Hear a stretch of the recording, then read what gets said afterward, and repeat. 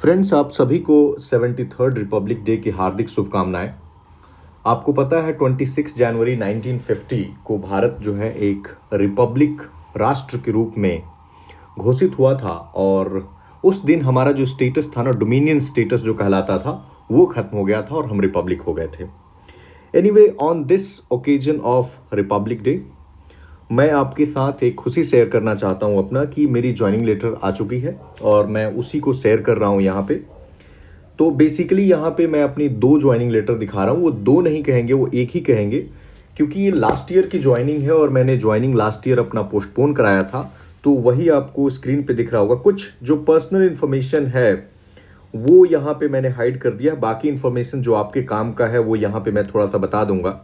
Basically ये joining है CAPF AC यानी central armed police force assistant commandant. ये यूपीएससी एग्जामिनेशन को हर साल कंडक्ट कराती है और इसमें मुझे जो रैंक मिला था वो 158 रैंक मिला था CAPF में, और उसी का ये ज्वाइनिंग लेटर है। लास्ट ईयर मैंने उनसे कम टाइम का हालांकि छुट्टी मांगा था, बट उनका ऐसा रूल है कि जब अगली बैच शुरू होगी तो उसी में आप ट्रेनिंग कर सकते हैं। तो इस बार जो ये नई वाली ज्वाइनिंग लेटर है, आप यहाँ पे देख सकते हैं, ये वाली, यहाँ पे आपको डेट दिख रहा होगा। ये 18 जनवरी 2022 को डिस्पैच किया गया है और directorate general CRPF CGO complex. ये बेसिकली देखिए, यहाँ पे मैंने ना ईमेल का ही फॉरवर्ड किया है यहाँ पे।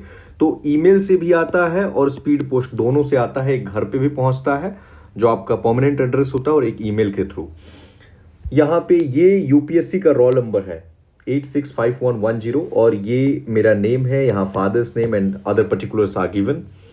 ओके, और यहाँ पे आप देख सकते हैं कि assistant commandant central reserve police force, यानी जो मुझे फोर्स एलोकेट की गई है based on your preferences and rank, वो है CRPF की फोर्स है। और जो ट्रेनिंग शुरू हो रही है वो है गुरुग्राम में। ओके, और मेडिकल, फिर से जो भी स्टूडेंट, जिनको भी जो CAPF एस्पिरेंट्स है वो भी देख लेंगे कि मेडिकल जो है फिर से कराना होता है if you have extended. Batch का नेम दिया जाता है, जैसे कि पिछले साल 52nd बैच था, ये 53rd बैच है, ठीक है। और यहाँ पे ये देखिए CRPF एकेडमी कदरपुर गुरुग्राम हरियाणा। तो ये है मतलब आपका, और ये ज्वाइनिंग डेट है कि आप 7 फरवरी को ज्वाइन कीजिए, और अगर नहीं ज्वाइन करते हैं तो इसको कैंसिल कर दिया जाएगा। ये ज्वाइनिंग का इंस्ट्रक्शंस है और ये DIG पर्सनल है BS गुजराल। तो बेसिकली दूसरे वाले ज्वाइनिंग लेटर को आपने देखा होगा, बहुत ही सिंपल वो लोग रखते हैं, बट पहले वाले ज्वाइनिंग लेटर में ये पूरा डिटेल में देते हैं। जैसे कि यहाँ पे आप देख सकते हैं कि while conveying congratulations on behalf of the DG CRPF congratulate कर रहे हैं कि on your selection as assistant commandant in this organization in CAPF AC examination 2018, I am directed to offer the post of assistant commandant in the CRPF Central Reserve Police Force। तो आपको एक congratulatory message भी मिलता है। यहाँ पे probation period basically training कहा जाता है, जो 2 साल का होता है। और बेसिकली ट्रेनिंग वहाँ पे जो मुझे पता लगा है कि 1 साल की वहाँ पे ट्रेनिंग एकेडमी में होती है, फिर कमांडो ट्रेनिंग होती है। पे लेवल की बात करेंगे तो मैट्रिक्स 10 है, लेवल 10 की नौकरी है, जिसमें 56,100 बेसिक पे है। उसके अलावा आपको DA मिलता है, TA मिलता है, अदर अलाउंसेस HRA ये सब मिलते हैं। ट्रेनिंग पीरियड में जो अभी आपको पैसा मिलेगा वो 80,500 रुपये ट्रेनिंग पीरियड में मिलता है। ओके, जो भी लोग हैं वो उनके लिए पर्क्स बताना जरूरी। डायरेक्ट ऑफर, ओके, इसको कहते हैं ना डागोज, मतलब डायरेक्टली अपॉइंटेड गजेटेड ऑफिसर्स। आपका जो पोस्ट होता है वो इक्विवेलेंट होता है DSP का, ठीक है। जो स्टेट में DSP होते हैं तो ये सेंट्रल लेवल पे उन्हीं के इक्विवेलेंट है। अच्छा, यहाँ पे एक इंपॉर्टेंट चीज आपको जानना चाहिए कि अगर आप नौकरी, मान लीजिए आप गए और वहां पे आपको मन नहीं कर रहा है कि हम कंटिन्यू करें, या कोई और कारण है, you want to do something else in your life, then अगर आप within 10 years of this service if you are leaving it, then आपको कम से कम 3 महीने का पे देना पड़ेगा। या फिर ट्रेनिंग में मान लीजिए आप 6-7 महीना ट्रेनिंग कर लिया तो उसका पूरा खर्चा आपसे वो लोग वसूल करेंगे, और 1 महीने का करीब करीब मुझे लगता है कि 1 लाख रुपए के आसपास आपसे वो वसूल कर ही लेंगे, ठीक है। तो ये चीज आप ध्यान रखेंगे। बेसिक ट्रेनिंग होगी और आपसे ये भरवाया जाएगा कि आप इंडिया के अलावा अदर पार्ट्स में भी सर्व करने को तैयार हैं। ट्रेवलिंग अलाउंस आपको मिलेगा। सीनियोरिटी कैसे डिसाइड होता है, तो ये डिसाइड होता है कि आपका यूपीएससी में रैंक क्या था और उसके बाद ट्रेनिंग में आपकी परफॉर्मेंस क्या है, तो इसके आधार पे ये डिसाइड होता है। ओके, आप रिपोर्ट नहीं करते हैं तो आपकी नौकरी टर्मिनेट कर दी जाएगी। यही सब छोटी छोटी बातें हैं।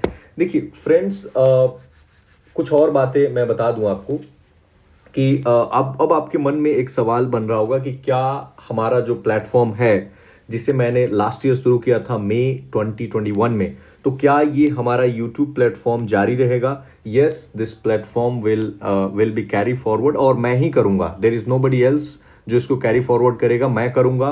और वीडियो की फ्रीक्वेंसी में भी थोड़ी बहुत अफेक्ट हो सकती है, but regarding UPSC, BPSC and UPPCS and CAPF, इन चार पे बेसिकली हमारा फोकस है, ठीक है? क्योंकि इन चारों ही एग्जामिनेशंस का मैंने हर स्टेज देखा है।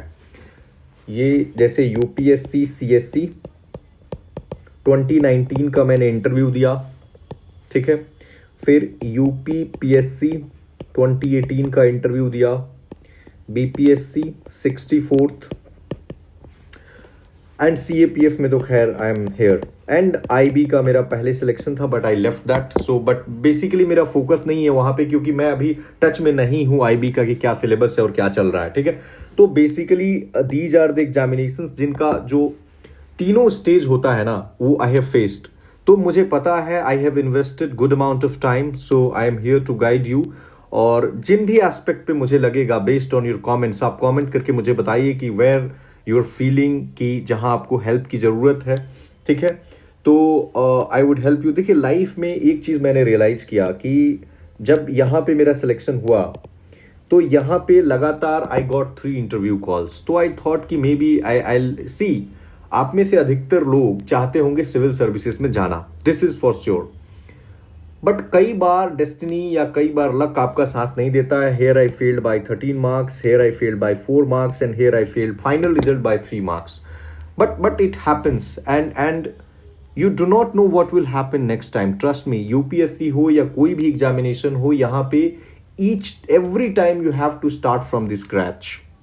आपका कुछ भी बैकग्राउंड नहीं है, you start from zero and again you build up from the prelims, mains and interview stage. अगर आपको लगता है कि if you have faced interview this time and you will be easily qualifying prelims next time, then you are highly mistaken. आपको ऐसा नहीं सोचना है। ईच टाइम आपको उतने ही एनर्जी के साथ अपना फोकस बनाए रखना है। और कुछ कुछ बातें हैं जो आई विल कीप शेयरिंग, जो आपको प्रिपरेशन से related, which I have committed mistakes, मैं एक वीडियो शेयर करूंगा। और कुछ ही दिन बाद 67th बीपीएससी के लिए, और उसके बाद यूपीएससी का प्रीलिम्स भी काफ़ी नज़दीक आ रहा है, यूपीपीसीएस भी है। तो इनको सिंक्रोनाइज करके कि कैसे, see I am working like a mentor, I am not here for the full time teaching. देखिए कई बार तो ऐसा लगता है, मेरा भी मन करता है कि I should start at least polity वाला सेक्शन पढ़ा दूं और फिर पॉलिटिकल साइंस का पूरा सेक्शन कवर कर दिया जाए as an optional, but due to the time constraint I am not able to focusing on that. But these are the things which I'll definitely do. I don't know when, but I'll keep guiding you on certain aspects, like where you commit mistakes, like the elimination techniques, how you will write the answers, what are the important topics that you should focus on each and every. The exam. See, the nature of the examination, like if you're focusing on UPSC and BPSC, both require different approach. Your syllabus might be the same, but it requires different approach. So I'll talk about these things. आप republic day की happiness मनाइए और comment कीजिए if you have any doubt. See, if I am not able to reply to your comment personally, then it doesn't mean that I'm not looking into it. I'm looking into it, and then I'll come to that comment in the next video. Maybe if I feel that there are more comments on a particular topic, I'll come out with a video on that topic. Okay friends, thank you very much.